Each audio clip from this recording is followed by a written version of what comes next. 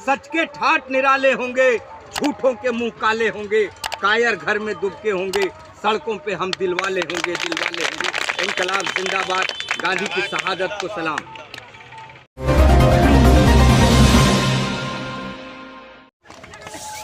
बैरिया पर मेरा घर कुंभरा है, उस बांध के ऊपर में हम रहने वाले हैं। आज 40-45 साल से हम लोग को भी होशवास है, लेकिन आज तक हम लोग को सरकार की तरफ से जो भी दिया गया वो भीख के मांगा में दिया गया, हक के मांगा। और हम लोग चाहते हैं कि सब आदमी इकट्ठा होकर से इस पर लड़ाई लड़ा जाए। हम लोग हैं का क्या सब मांगे हैं इस सत्याग्रह पद यात्रा के लिए? हमारा मांग है कि मलगुजारी माफ़ करे कोसी तटबंध के, या मलगुजारी लेंगे तो हमारा सुरक्षा करे। और हम लोग का स्कूल व्यवस्था नहीं है, न जाने आने का सड़क है, हम लोग नदी हेल कर जाते हैं। आज तक कोई भी सरकार हुआ हम लोग को देखभाल नहीं करते हैं। और स्कूल चाहिए, ये शौचालय हम लोग को नहीं है। इस कोसी में हम लोग डूबते हैं, कहाँ जाएंगे सो कहिए। इतना कहकर मैं बैठता। गांधी जी का बलिदान दिवस और इस अवसर पर हमारे संस्थापक महोदय कोसी नव निर्माण मंच के महेंद्र बाबू ने निर्णय लिया है कि जिस प्रकार गांधी जी आज़ादी दिलवाए, अंग्रेज़ों से छुटकारा दिलवाए, उसी तरह हम कोसी पीड़ितों को, जो कोसी की विभीषिका में बार बार अनेकों संसाधन रहने के बावजूद भी खेती कराते हैं और ध्वस्त हो जाता है, उससे निवारण कराने का काम करेंगे। सरकार तक इस समस्या को पहुंचाएंगे। अगर सरकार हमारी बातों को नहीं सुनेगी, नहीं सुनना चाहेगी, तो जब कोसी पीड़ित हमें साथ देंगे तो हम इस समस्याओं को जन आंदोलन का रूप देंगे और जन आंदोलन का रूप देकर यहाँ की समस्याओं का समाधान जब तक नहीं हो जाता है तब तक हम लड़ाई लड़ते हैं। इसीलिए आज हम लोग गांधी दिवस के शुभ अवसर पर, गांधी जी के बलिदान दिवस के शुभ अवसर पर एकत्रित हुए हैं। ये बैरिया मंच पुल पर, यहाँ से हम लोग सुपौल गांधी मैदान जाएंगे। गांधी मैदान से सत्याग्रह का शुरुआत करेंगे और पद यात्रा करते हुए जो है पटना तक जाएंगे। अगर राज्य सरकार नहीं सुनेगी तो आगे चलकर हम लोग आगे भी निर्णय लेंगे, सरकार से भी रखने का काम करेंगे। अगर दोनों सरकार में कोई नहीं सुनेंगे तो इसका रूप जन आंदोलन का देंगे। इसी शुभ क्रम में आज का यह जो है जनता से अपील है, कोसी पीड़ितों से अपील है। अनेकों समस्याएं हैं, जो समस्याओं को हम एक एक कर गिनाना चाहेंगे कि कोसी पीड़ितों के साथ क्या क्या समस्याएं हैं, उस पर विचार करना अति आवश्यक है। कोसी दोनों तटबंध, पूर्वी तटबंध और पश्चिमी तटबंध की दूरी को सुरक्षा बांध कर हाल की सरकार ने नज़दीक कर दिया, जिससे क्या होता है तो प्रति वर्ष लगी हुई फसल दह जाती है, काटने के समय में दह जाती है और लोग देखते रह जाते हैं। लोग मूक हैं, इसलिए मूक है कि इनके पास अज्ञानता है, जानकारी नहीं है। आंदोलन क्या होता है यह नहीं समझता है, यह नहीं समझ पाता है, क्योंकि गरीबी है। युवा लोग पलायन कर जाते हैं, जब पलायन नहीं करेंगे उनका परिवार भूखे कमाने के लिए चले जाते हैं और घर में बूढ़े और बच्चे और पत्नी बच जाती है। परिवार के बूढ़ी माँ, बहन और बच्चे बच जाते हैं, जो घर से निकलना उनके लिए मुश्किल हो जाता है। इसलिए चाह करके भी सही आंदोलन होना चाहिए, वो आंदोलन नहीं हो पाता है। फिर भी हम कोसी नव निर्माण मंच प्रयास कर रहे हैं लोगों को जागरूक करना चाहते हैं।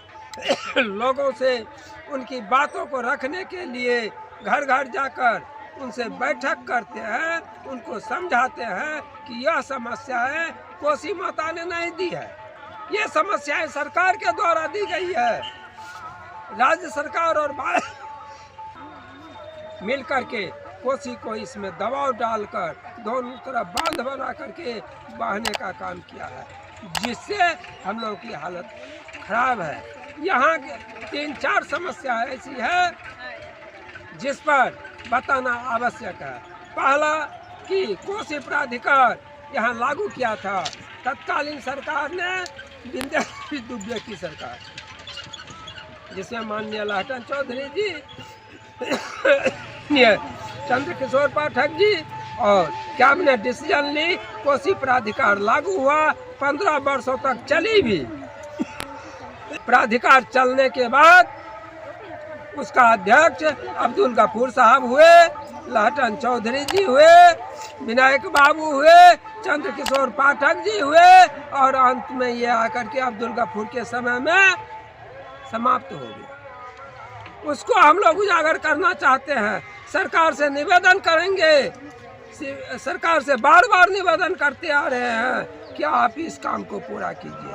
कोसी प्राधिकार अगर लागू हो जाती है तो सबसे बड़ी समस्या है यहाँ क्या होती है, सबसे बड़ा उजागर काम क्या होगा कोसी पीड़ितों के लाभ के लिए कि जमीन के बदले जमीन दो, 4 हेक्टेयर जमीन का लगान माफ करो, से लगान नहीं लगेगा, 4 हेक्टेयर जमीन तक के जमीन का लगान माफ होगी और कोसी पीड़ितों का बीच का, कोसी दोनों तटबंध के बीच का विधानसभा बने, चाहे छोटी ही विधानसभा क्यों नहीं हो, उनकी सुनवाई इस विधानसभा के माध्यम से यहाँ के नेतृत्वकर्ता करेंगे।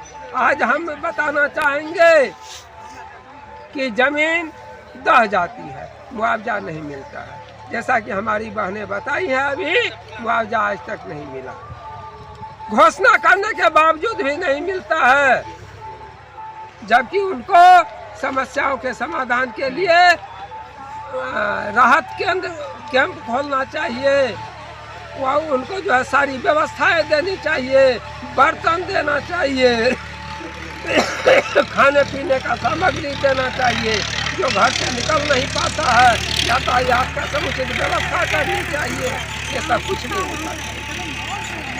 इसलिए ये जन आंदोलन जो है, जन आंदोलन का रूप लेना अति आवश्यक है। लोग अभी तक जागरूक नहीं हुए हैं, हम लोग धरना पर धरना दे रहे हैं, प्रति वर्ष धरना देते हैं, प्रति वर्ष सरकार को ज्ञापन देते हैं, प्रति वर्ष पटना को जगाने का काम करते हैं, दिल्ली को जगाने का काम करते हैं, सरकार को जगाने का काम करते हैं, लेकिन बाहरी सरकार मेरी बात नहीं सुनती है, इसलिए कि उनका कहना है कि लोग अभी जागरूक नहीं हुआ है, लोगों को मांग की जरूरत नहीं है, लोग कभी जो है आंदोलन नहीं करता है, ये लोग चंद लोगों को लेकर के आ जाते हैं जिससे कोई लाभ मिलने वाला नहीं, अगर हम देते भी हैं तो ये जो है सही जनता को नहीं मिल पाएगी। इसलिए ये सरकार बाहरी है, निकम्मी है, ठीक कहा इन्होंने।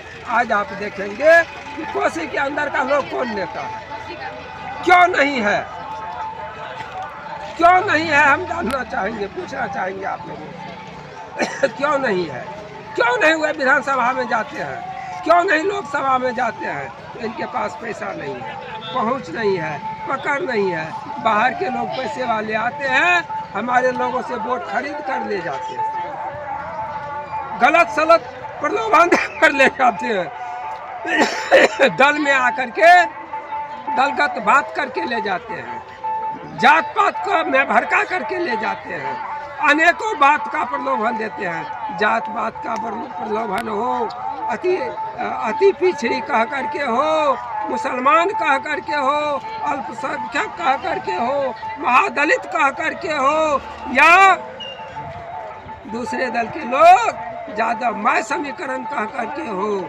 या तीसरे दल के लोग सामान्य जाति के सवर्ण जाति का कह करके हो, वोट जैसे आना है वैसे लेंगे।